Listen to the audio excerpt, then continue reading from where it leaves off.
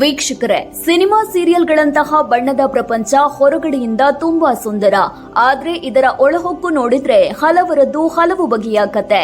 ಇಲ್ಲಿ ಟ್ಯಾಲೆಂಟ್ ಇದ್ರೂ ಈ ಕ್ಷೇತ್ರದಲ್ಲಿ ಕೆಲಸ ಸಿಗೋದು ಎಷ್ಟು ಕಷ್ಟವೋ, ಟ್ಯಾಲೆಂಟ್ ಇಲ್ಲದೆ ಇದ್ರೂ ಇನ್ಫ್ಲೂಯೆನ್ಸ್ ಹೆಚ್ಚು ಕೆಲಸ ಮಾಡುತ್ತೆ.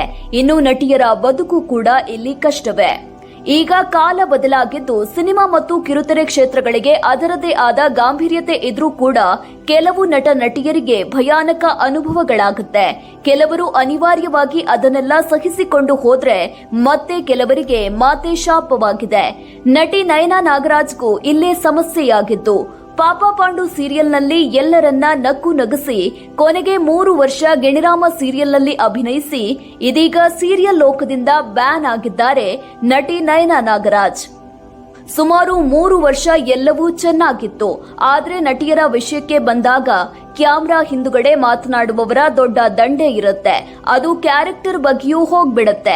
ಅಂತಹುದೇ ಒಂದು ಸನ್ನಿವೇಶ ನನಗೆ ಎದುರಾಯಿತು.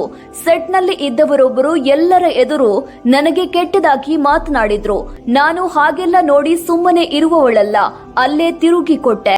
ಅಲ್ಲಿಂದಲೇ ಆತನ ಟಾರ್ಚರ್ ಶುರುವಾಯಿತು ಎಂದಿರುವ ನಟಿ ಅವರು ಯಾರು ಅಂತ ಹೇಳಲಿಲ್ಲ.